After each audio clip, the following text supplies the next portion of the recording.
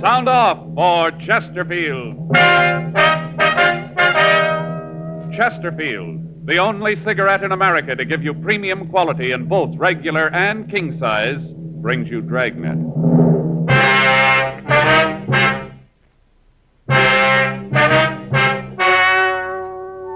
Ladies and gentlemen, the story you are about to hear is true. The names have been changed to protect the innocent.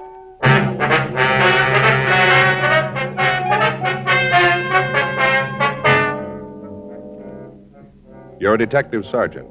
You're assigned to narcotics detail. You get a report that high-grade heroin is being sold in your city.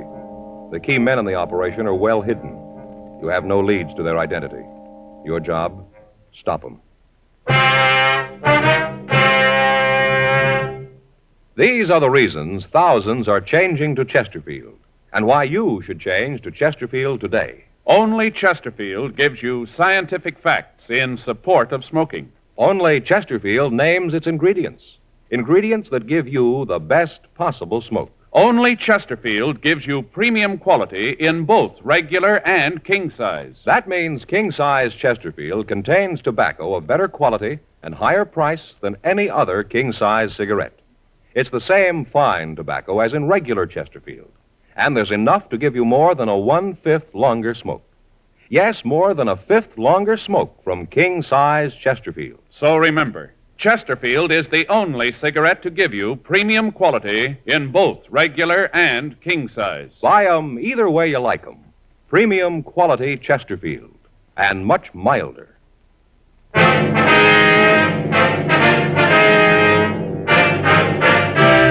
Dragnet, the documented drama of an actual crime. For the next 30 minutes, in cooperation with the Los Angeles Police Department, you will travel step by step on the side of the law through an actual case transcribed from official police files. From beginning to end, from crime to punishment, Dragnet is the story of your police force in action. It was Tuesday, August 3rd. It was warm in Los Angeles. We were working the day watch out of narcotics detail. My partner's Frank Smith. The boss is Captain Kearney. My name's Friday. It was 9:37 a.m. when we got to the main jail. Felony section. Hi, John. Friday, Smith. What do you want? Anderson, 302. Anderson, 302, interview. How's he feeling this morning, John? I don't know. I just checked in a while ago. I heard he gave the fellow some trouble early this morning. Guess he's pretty rocky.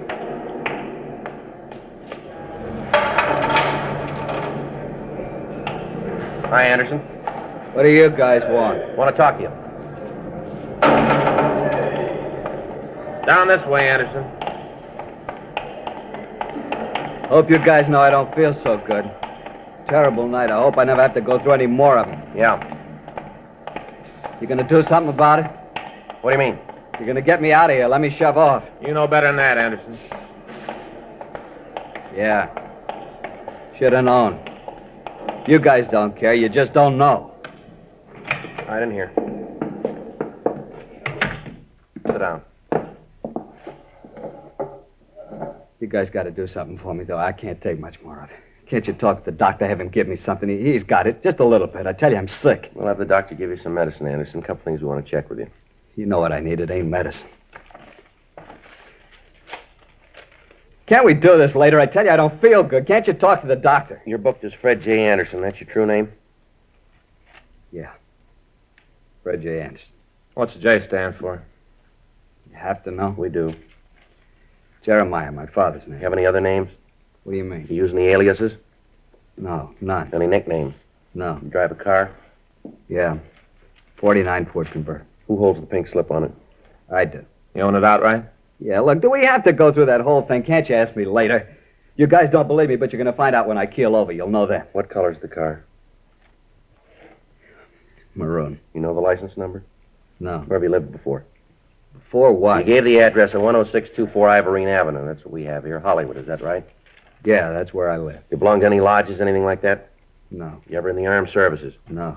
No serial number, no branch. Now, look, how about knocking this off? I'm getting tired of you guys leaning on me. You drag me in here, ask a lot of questions. I tell you I don't feel good. You don't believe me. Leave me alone. Let me go back to my cell, huh? As soon as I feel better, I'll answer all your questions. We got a job to do, Anderson. We didn't build this thing. You knew what had happened when you started. Now, what's your draft number? I don't know. Did you register? Sure. Draft card in your wallet? Yeah. And we can get it. You married? No, not now. You were, though, huh? Yeah, a couple of years ago. It didn't work. Bud was too nosy. Always wanted to know what I was doing. Always asking questions. Have any kids? No. What's your wife's name? Adelaide. How do you spell that? Adelade. Adelaide Morton. Lousiest 2 years I ever spent. Where's she live? I don't know. Lost track. Where did she live? Same place up on Ivory, and I moved out when we got the divorce. I haven't seen her since. May still be there for all I know. How about your nearest living relative? Yeah, how about him? Maybe you got things wrong, Anderson. You're booked in here on a narcotics charge. That's pretty serious. This isn't a game. The sooner you realize it, the better off you're going to be. All right. Nearest relative. My brother lives in St. Paul. I don't know the address. I got it at home. We don't agree on a lot of things. I haven't seen him for a year or so. What's his name? Henry Alton Anderson. That's your nearest relative? That's what I said. Anybody else? No. How about your friends? Who are they? That's the line. What? That's where I stop answering these questions. You can maybe tie a bum rap on me, but you ain't going to get my friends mixed up in it. No, sir. That's where I draw the line. All right, suit yourself, Anderson. We got a lot of time. Got a cigarette, Joe? Here you are. Thanks. Anderson? No.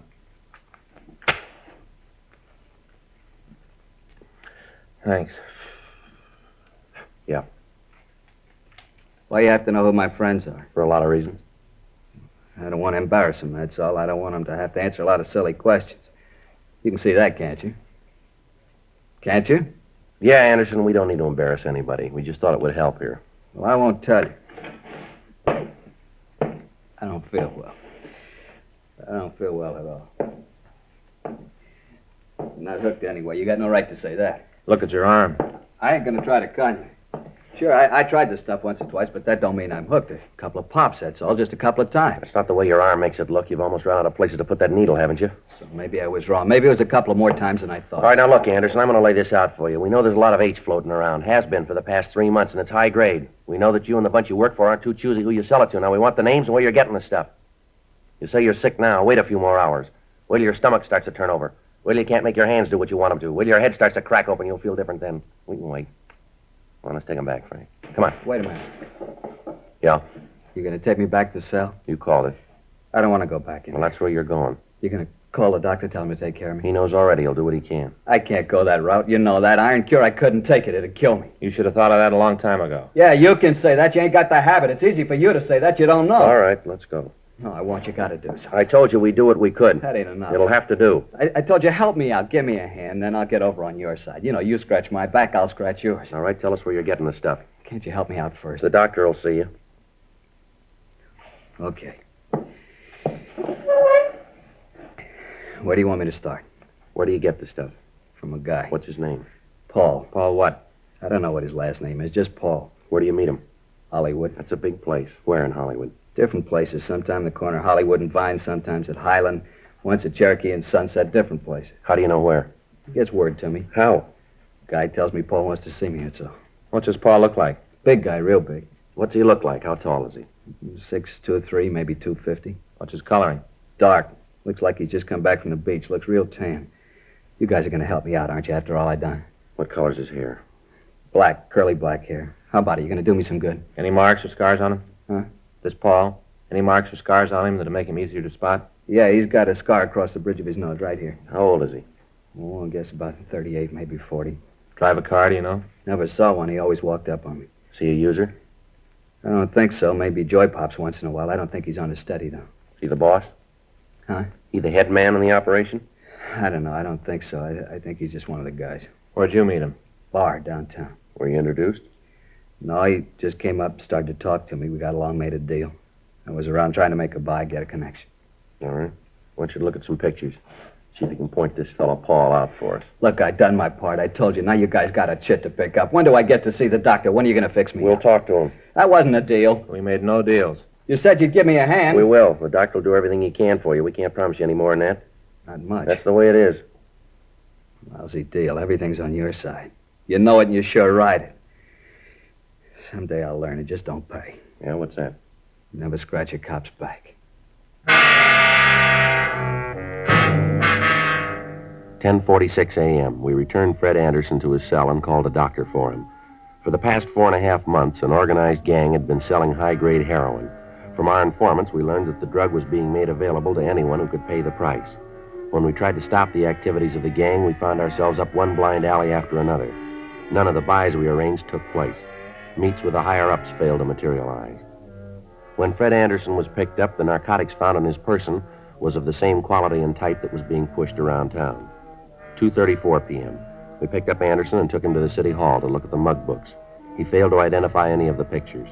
We checked the description of Paul against the people known to have dealt in narcotics, but failed to come up with an identification. Anderson was returned to his cell and held pending trial for violation of the State Narcotics Act, a felony. 4:17 p.m. We checked back into Captain Kearney's office. That's it, Skipper. We're right back where we were 4 months ago. Nothing at all on this Paul, huh? Well, if there is, we haven't been able to find it. You think Anderson's telling everything he knows about it? Oh, I doubt it. No, that description would fit 100 guys. You got any ideas of where we go from here? Well, yeah, maybe. It might not work, but it's someplace to start. Well, let's hear it. All right, can we take a look at the map over here?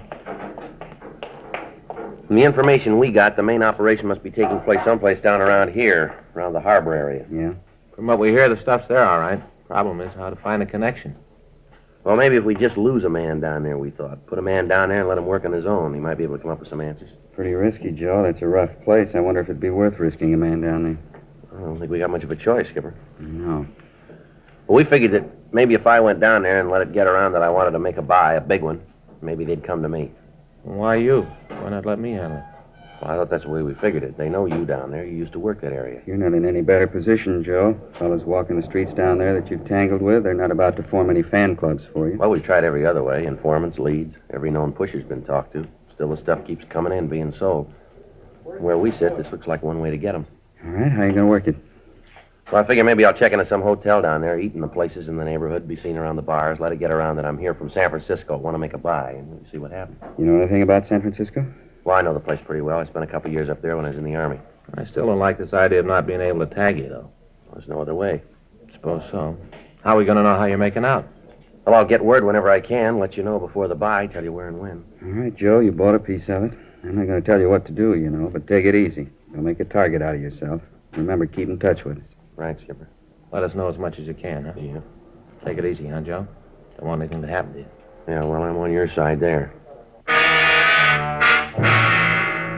August 4th, 8:35 a.m. Frank and I had identification made up bearing the name Joe Arnold. After a final talk with Captain Kearney, I went home, got my car, and left for San Pedro. 6:42 p.m. I checked into a hotel on 6th Street.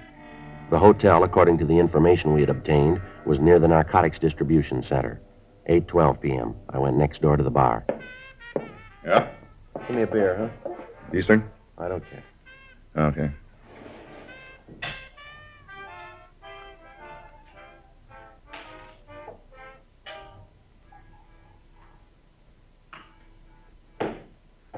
That'll be 30 cents. All right. There you go.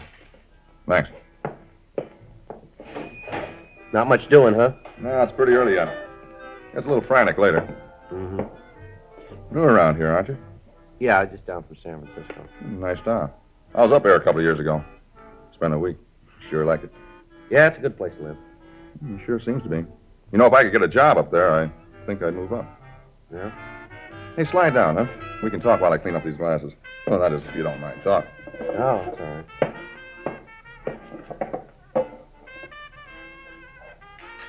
Glasses. Seems like you never get them done. Yeah. You down here on business? Well, I guess you could say that. Uh-huh. Sort of combined, huh? Yeah. And now look at that.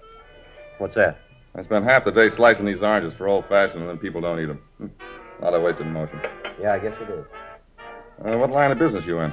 Nothing special. Just moving around. Wherever I can make a buck, I stop.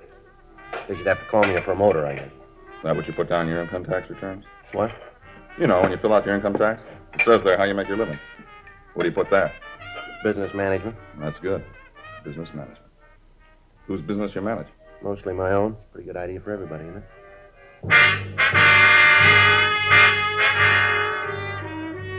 3 weeks passed. I spent some time in most of the local bars and eating places. On occasion, I'd see other officers from the narcotics detail up in L.A. On each of these meetings, I'd have to pass them by and hope that they wouldn't show any evidence that they knew me. During the 3 weeks, I became friendly with the bartender and in the course of many conversations, I let it be known that I was in town hoping to make a substantial narcotics buy. At first, he appeared only mildly interested, but then he began to ask more and more questions about my background and about the people I knew in San Francisco. Friday, August 27th, 9:31 p.m. All right, Joe. How goes the battle? I'm moving around. That's about all I can say. Hey, you want a beer? Yeah, fine.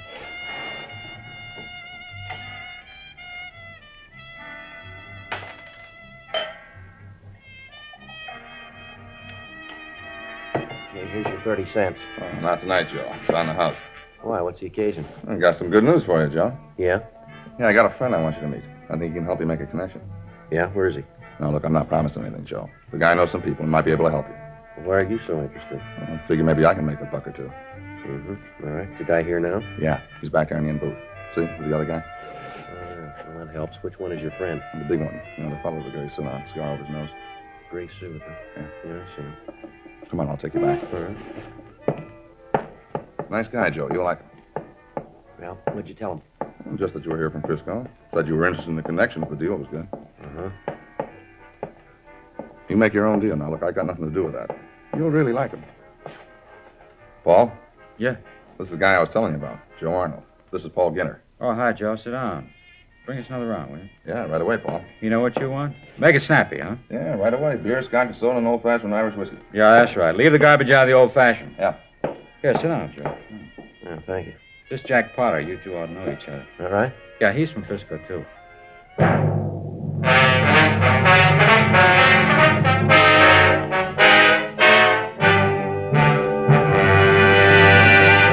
You are listening to Dragnet, the authentic story of your police force in action. Now, a report every smoker should hear. Only Chesterfield gives you scientific facts in support of smoking. First such report ever published about any cigarette. A responsible consulting organization reports a study by a competent medical specialist and staff on the effects of smoking Chesterfields.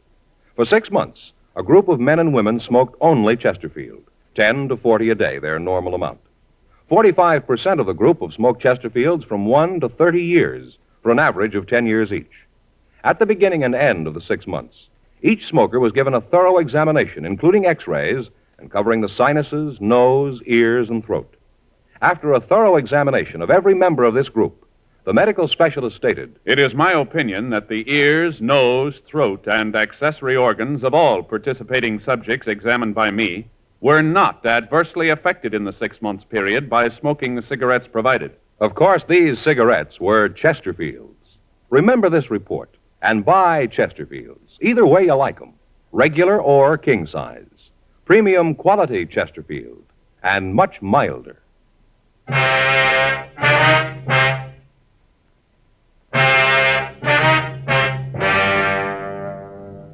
In normal undercover work, the police officer is in constant touch with the men working with him.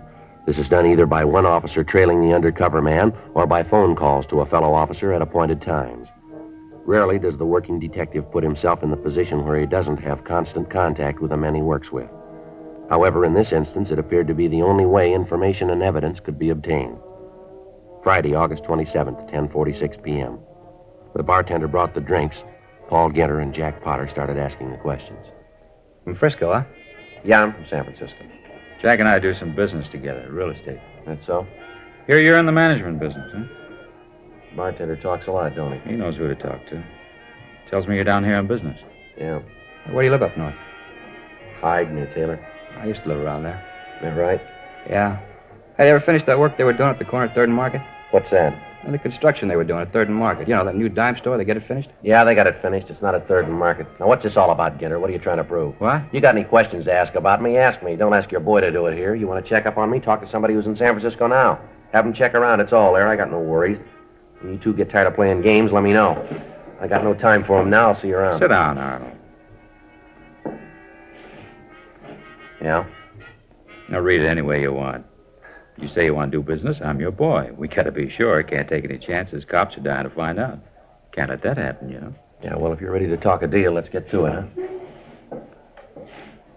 You figure to do this business in Frisco? San Francisco? Yeah, that's where I figure to work. You're out of your mind. That town's tight on a drum. Nobody can get under the lid. Now, you look, I don't ask you where you get your real estate. Don't tell me how to manage my business.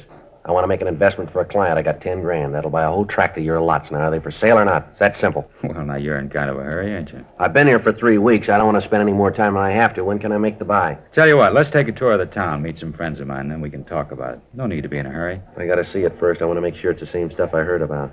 Where'd you hear? A few rumbles around. High-grade stuff. That's what I want. Let's go. Can't you call this friend? I don't want to go traipsing all over town. He moves around. Sometimes he's kind of hard to find. Besides, serves two purposes. What's that? Give you a chance to meet some people. Once you get to know the town, you won't be in such a hurry to get away. There's just one thing. Maybe I won't like your friends. More important. Yeah? Maybe they won't like you. For the next 3 hours, Ginter, Potter, and I visited almost every bar, nightclub, and coffee stand in the area. At each of the places, Ginter would ask for a man named Ainley. When he was told that Ainley wasn't in, we'd sit and have a drink. Ginter would call as many people as he knew over to the table, introduce them to me, and then before we left, he'd hold a conference with them at their tables. At several of the places, I saw men who I knew were involved in the narcotics trade, but none of them happened to be close to Ginter. It was obvious what Ginter was trying to do. He was checking me with the people in the business to see if any of them could recognize me or could give them any information about me. Saturday morning, August 28th, 3:14 a.m. We stopped for breakfast. Here, you want some sugar? No, I take it by. Okay, how about you, Jack? Yeah, thanks. Looks like it might have been a wild goose chase, huh? I don't know where Ainley could be. Why don't you come off of this, Ginter? Yeah, what do you mean? I'm not a new boy. You're about as subtle as a bulldozer. What's the scoop here? Your friends tell you anything about me? I don't know what you're talking about. Just looking for Ainley. It's as phony as that look you got on your face now. How about it? Do I make the buy or don't I? All right, you make the buy. When? You got the money? I'll have it when the buy comes off. 10,000. That's right. Okay, you can pick up the stuff tomorrow night.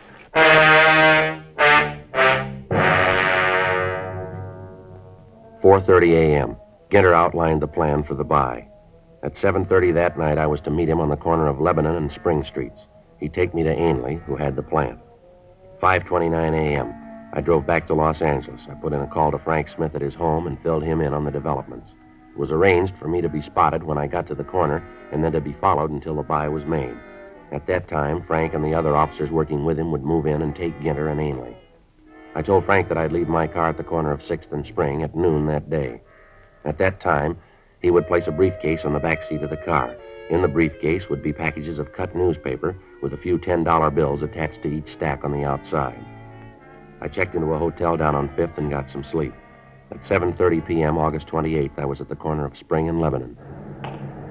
Hi, Arnold. Hello, Ginter. Where do we go? You got the money? In this case here. Where's your car? Lot around the corner. We have to drive to the meet? Yeah. Come on, this way. My car's just around the corner. Don't worry, we'll take mine. All right, no problem. Makes it nice. Here we are. Want to slide in this side? Be quicker. All right. Where do we have to go? It's not far. How come we didn't make the deal in Pedro? Ainley likes to do the big business up here. More people, easier cover. Mm-hmm. When we first pulled away from the curb, I thought I could make out Frank and Captain Kearney in back of us. We drove for about an hour.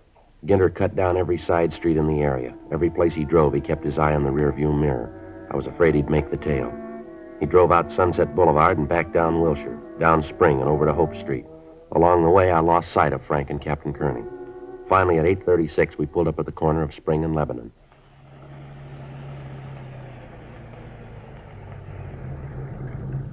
What's the deal, Ginter? This is where we started. Yeah, I just wanted to make sure we didn't have a tail. You satisfied now? Yeah. Come on in here. This hotel here? Mm-hmm. Ainley do business in a rat trap like this? He works where he has to. Come on, it's on the second floor. We can walk. You sure this is the same stuff that I heard about? You'll see. Understand, I'm not buying any junk. Don't worry. What we got's good. It's down here.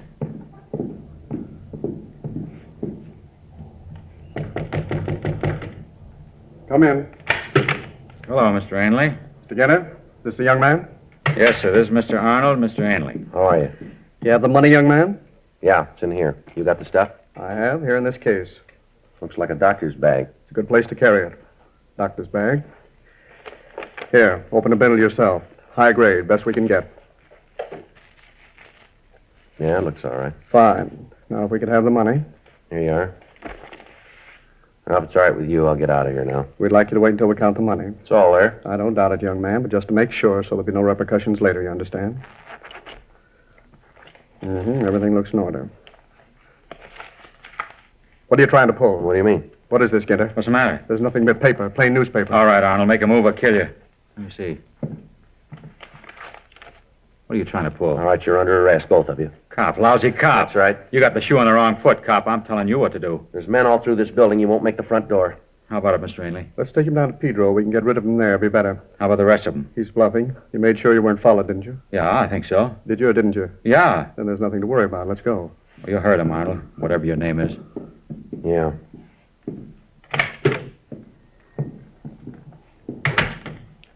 Let's walk down, not too fast. I'm parked out front. Good. All right, this is far enough. Come on, don't stall. Don't cause any trouble. You won't make it. Yeah, you bet. Come on. Now move.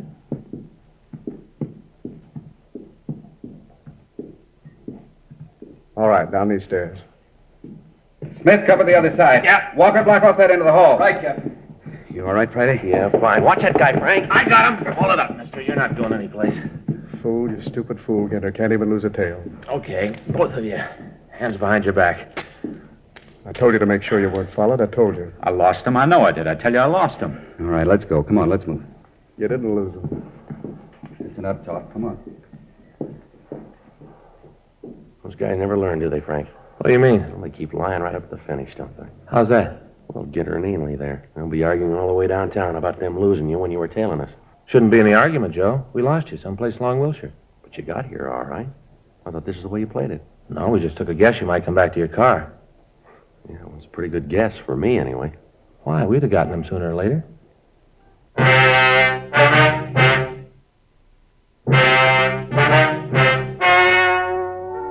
The story you have just heard was true.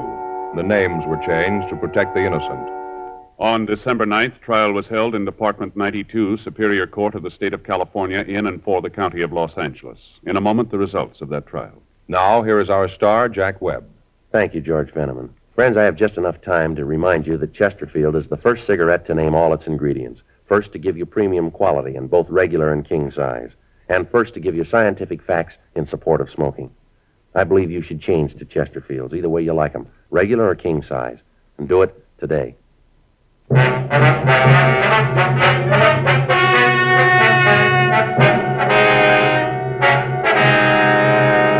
Paul Robert Ginter and James Arthur Ainley were tried and convicted of violation of the State Narcotic Act, a felony. They received sentences as prescribed by law. Violation of the State Narcotic Act, a felony, is punishable by imprisonment in the state penitentiary for a period of not more than 6 years. Ladies and gentlemen, in the next 7 years of bigger and bigger enrollments, America's grade schools will need nearly 250,000 extra teachers, besides those to fill normal vacancies. This great need, plus the growing public interest in education and improvements in schools, make elementary school teaching a more rewarding career than ever, a career that high school and college students should certainly consider. Education holds America's future, perhaps your future.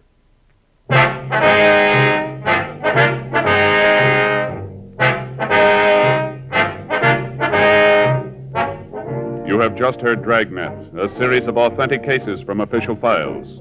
Technical advice comes from the Office of Chief of Police W.H. Parker, Los Angeles Police Department. Technical advisors, Captain Jack Donahoe, Sergeant Marty Wynn, Sergeant Vance Brasher. Heard tonight were Ben Alexander, Whit Connor, Harry Bartell, Lee Marvin. Script by John Robinson. Music by Walter Schumann. Hal Gibney speaking. Sound off for Chesterfields. Either way you like them, regular or king size, Chesterfield gives you the best possible smoke. Much milder Chesterfield.